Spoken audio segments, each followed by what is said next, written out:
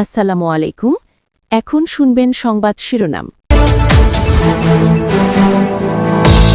৮ দিনে ৬ নবজাতকের মৃত্যুর ঘটনার তদন্ত চলছে। বিভিন্ন সংস্থার কর্মকর্তারা যাবেন ঘটনাস্থলে, সাক্ষ্য নেওয়া হচ্ছে ভুক্তভোগী পরিবারের। শিশু রামিসা হত্যা মামলার শুনানি কাল।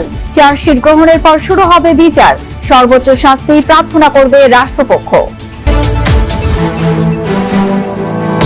জঙ্গল সলিমপুর পরিদর্শন করলেন স্বরাষ্ট্রমন্ত্রী, বললেন এলাকাটি আর সন্ত্রাসীদের অভয়ারণ্য থাকবে না, পুনর্বাসন করা হবে অবৈধ দখলদারদের। জঙ্গল সলিমপুর পরিদর্শন করলেন স্বরাষ্ট্রমন্ত্রী, বললেন এলাকাটি আর সন্ত্রাসীদের অভয়ারণ্য থাকবে না, পুনর্বাসন করা হবে অবৈধ দখলদারদের। এখন শুনবেন বিস্তারিত। রাজধানীর মগবাজারের ৮ দিন হাসপাতালে ৬ নবজাতকের মৃত্যুর ঘটনায় তদন্ত অব্যাহত। গতকাল হাসপাতালটি পরিদর্শন করেছিলেন স্বাস্থ্যমন্ত্রী সরকার মোহাম্মদ সাখাওয়াত হোসেন। এ সময় উপস্থিত সাংবাদিকদের সঙ্গে হাসপাতাল স্টাফদের হাতাহাতির ঘটনা ঘটে, এতে কয়েকজন সাংবাদিক আহত হন। এদিকে সাংবাদিক আহতের ঘটনায় দুঃখ প্রকাশ করে একটি বিবৃতি দিয়েছে ৮ দিন হাসপাতাল কর্তৃপক্ষ। বলা হয়, ৮ দিন হাসপাতাল কর্তৃপক্ষ সর্বদা গণমাধ্যম কর্মীদের সঙ্গে সৌহার্দ্যপূর্ণ সম্পর্ক বজায় রাখতে প্রতিশ্রুতিবদ্ধ। কর্মীদের অনিচ্ছাকৃত আচরণে কোনো সাংবাদিক আঘাত পেয়ে থাকলে বিষয়টি ক্ষমাসুন্দর দৃষ্টিতে দেখার অনুরোধ জানিয়েছে প্রতিষ্ঠানটি। নবজাতক মৃত্যুর ঘটনার তদন্তে গঠিত কমিটি তাদের প্রতিবেদন জমা দেওয়ার সময় বাড়িয়ে আগামী ৩ জুন নির্ধারণ করেছে। এদিকে আজও হাসপাতালটি পরিদর্শনে আসার কথা রয়েছে সরকারের বিভিন্ন তদন্ত সংস্থার প্রতিনিধিদের। তদন্ত শেষে প্রকৃত কারণ ও দায়ীদের বিষয়ে বিস্তারিত তথ্য জানানো যাবে বলে সংশ্লিষ্ট সূত্র জানিয়েছে।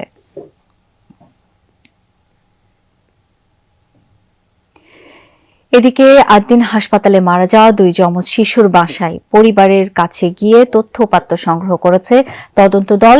দুপুরে রাজধানীর বনশ্রীতে ২ যমজ শিশুর বাসায় যায় তদন্ত দলের সদস্যরা। এ সময় ২ শিশুর বাবা মায়ের সাথে কথা বলেন তারা। শিশুর মা জানান, এসি কে বন্ধ করেছে সে বিষয়টি তিনি জানেন না।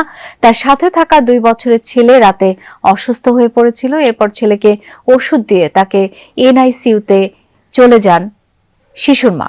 রাত থেকে সকাল পর্যন্ত হাসপাতালের কেউ খোঁজ নিতে আসেনি বলেও জানান তিনি। রাজধানীর পল্লবীতে ৭ বছরের শিশু রামিসাকে ধর্ষণের পর হত্যা মামলার কাল শুনানি। চার্জশিট গ্রহণ করা হলে বিচার কাজ শুরু হবে। ঈদের আগে এই মামলায় ২ জনকে আসামি দেখিয়ে আদালতে অভিযোগপত্র দেয় পুলিশ। এরপরই মামলাটি বিচারের জন্য শিশু সহিংসতা দমন ট্রাইব্যুনালে পাঠানোর আদেশ দেওয়া হয়। পরে ওই ট্রাইব্যুনালের বিচারক অভিযোগপত্র আমলে নিয়ে জুনের ১ তারিখ শুনানির তারিখ নির্ধারণ করেন। গত ১৯ মে সকালে পল্লবীর একটি বাসা থেকে রক্তাক্ত ও খণ্ডিত অবস্থায় উদ্ধার করা হয় শিশু রামিসার মরদেহ। পরদিনই নিহতের বাবা আব্দুল হান্নান মোল্লা বাদী হয়ে পল্লবী থানায় মামলা দায়ের করলে প্রতিবেশী সোহেল রানা ও তার স্ত্রীকে আটক করে পুলিশ। শিশু রামিসা হত্যাকাণ্ডে আদালতে আসামির সর্বোচ্চ সাজা প্রার্থনা করবে রাষ্ট্রপক্ষ, এমনটা জানিয়েছেন আইনমন্ত্রী মোহাম্মদ আসাদুজ্জামান। সকালে ঝিনাইদহের শৈলকুপায় এক অনুষ্ঠানে তিনি কথা বলেন, জানান যে তথ্য প্রমাণ রয়েছে তাতে প্রত্যাশা আসামির সর্বোচ্চ সাজা নিশ্চিত হবে। আইনমন্ত্রী কথা বলেন সংবিধান সংশোধন ইস্যুতেও। জানান, সংবিধান সংশোধন কমিটিতে বিরোধী দল থেকে ৫ জন সদস্য চাওয়া হয়েছে, তাদের সিদ্ধান্তের অপেক্ষায় আছে সরকার। এ সময় মাদকের বিরুদ্ধে সামাজিকভাবে প্রতিরোধ গড়ে তোলার আহ্বান জানান আইনমন্ত্রী। চট্টগ্রামের সীতাকুণ্ডের জঙ্গল সলিমপুর সন্ত্রাসীদের অভয়ারণ্য হতে দেবে না সরকার। পরিদর্শন শেষে এমনটাই বলেছেন স্বরাষ্ট্রমন্ত্রী সালাউদ্দিন আহমেদ। সকালে জঙ্গল সলিমপুর এলাকা পরিদর্শনে যান তিনি। এ সময় মন্ত্রী বলেন, এই জায়গা ঘিরে সরকারের অনেক পরিকল্পনা রয়েছে, শিগগিরই সেখানে নতুন কারাগার নির্মাণের কাজ শুরু হবে। স্বরাষ্ট্রমন্ত্রী জানান, অবৈধ দখলদারদের তালিকা করা হয়েছে, তবে এখনই কাউকে উচ্ছেদ করা হবে না, যাচাই বাছাই করে প্রয়োজনে পুনর্বাসন করা হবে। জঙ্গল সলিমপুর রাষ্ট্রের মধ্যে দুর্বৃত্তের রাষ্ট্রে পরিণত হয়েছিল বলে মন্তব্য করেন মন্ত্রী। বলেন, সরকার দায়িত্ব নেয়ার ১ মাসের মধ্যেই সন্ত্রাসীদের অভয়ারণ্য ধ্বংস করে দেওয়া হয়েছে। উপলক্ষে অনলাইনে অর্থ হাতিয়ে নেয়ার প্রতারক চক্রের দৌরাত্ম্য বেড়েছে। নানান অপকৌশলে ডিজিটাল অ্যাকাউন্টের দখল নিচ্ছে প্রতারকরা। পাশাপাশি সড়কে এআই ক্যামেরার নাম করে ভুয়া মামলার মেসেজও দেওয়া হচ্ছে। সরকারি সংস্থাগুলো বারবার সতর্ক করলেও সেসব পৌঁছাচ্ছে না প্রান্তিক মানুষের কাছে। বিশেষজ্ঞরা বলছেন, জনগণকে ডিজিটাল শিক্ষায় শিক্ষিত করতে হবে, পাশাপাশি প্রতারকদের শাস্তি নিশ্চিত করতে হবে।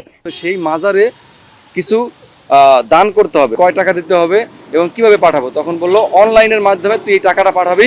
কারো কারো কাছে ফোন আসে বিকাশ এজেন্টের ছদ্মবেশে, ছলচাতুরি করে হাতিয়ে নেয় গোপন পিন নম্বর। কারো কাছে চাওয়া হয় অ্যাকাউন্টের সাথে যুক্ত ব্যাংক কার্ডের তথ্য। বলছে যে আপনি একটা আমি সংখ্যা বলতেছি, আপনি সংখ্যাটা ওঠান, এই সংখ্যাটার সাথে আপনার পিন নাম্বারটা যোগ করেন। যোগ করে একটু পরেই মানে যে বললো যে কত ফলাফল আপনার কত আসছে। তার কিছুক্ষণ পরেই আমি অ্যাকাউন্ট চেক করছি, চেক করে দেখি আমার টাকা নাই। আমি কাস্টমারকে টাকা দেই, সে মনে করেন বাইরে চলে গেছে, ঠিক সর্বোচ্চ 5 থেকে 10 মিনিট পরে তাকে একটা ফোন আসে, বলে যে আপনার অ্যাকাউন্টটা ব্লক হয়ে গেছে, আপনার কাছে কোনো ব্যাংক তথ্য আছে কিনা, আছে কিনা, ব্যাংক কার্ডের নাম্বার আছে কিনা দেন, আমরা এটা অ্যাক্টিভ করে দিচ্ছি আপনার। এসব প্রতারণার চিত্র নজরে এসেছে কেন্দ্রীয় ব্যাংকেরও।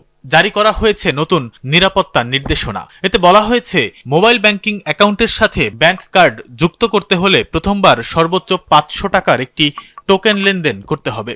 তবে দুটি অ্যাকাউন্টের নাম হুবহু এক হলে সরাসরি কার্ড সংযুক্ত করা যাবে। ডিজিটাল লেনদেনে সতর্ক থাকতেও নির্দেশনা দেওয়া হয়েছে বাংলাদেশ ব্যাংকের পক্ষ থেকে। বাইক না চালায়ও কেমনে মামলা খেয়ে গেলাম। সম্প্রতি চালু হয়েছে এআই ভিত্তিক সড়ক আইনে মামলা কার্যক্রম। সেখানেও ফাঁদ পেতেছে অনলাইন প্রতারক চক্র। অনেকের কাছে পাঠানো হচ্ছে ভুয়া মামলার SMS। আমি নিজে টুকটাক যেহেতু টেকনোলজির সাথে কানেক্টেড, বাট স্টিল আমি নিজেই মানে পুরো মেসেজের ফ্লো আনি সে আমি বুঝতেই পারি না যে এটা কত বড় স্ক্যাম। এ বিষয়েও বাংলাদেশ সড়ক পরিবহন কর্তৃপক্ষ এবং ঢাকা মেট্রোপলিটন পুলিশ পৃথক সতর্কবার্তা দিয়েছে। এতে বলা হয়, একটি অসাধু চক্র বিভিন্ন মোবাইল নম্বর থেকে বকেয়া জরিমানা পরিশোধের বার্তা পাঠাচ্ছে। সাধারণ মানুষকে এ ধরনের বার্তার লিঙ্কে ক্লিক না করা, ব্যক্তিগত তথ্য বা আর্থিক লেনদেন থেকে বিরত থাকার আহ্বান জানানো হয়েছে।